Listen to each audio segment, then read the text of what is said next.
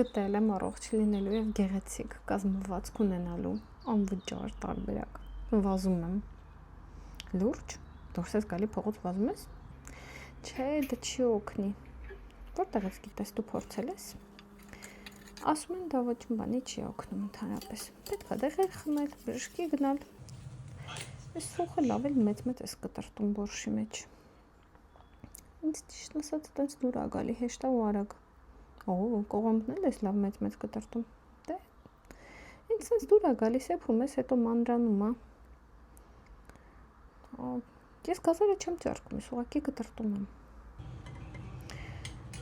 Չհասկացա, դու ամեն ինչ անում ես ոնց որ քեզ ա դուր գալիս։ Բա շրջապատի կարծիքը։ Դե շրջապատի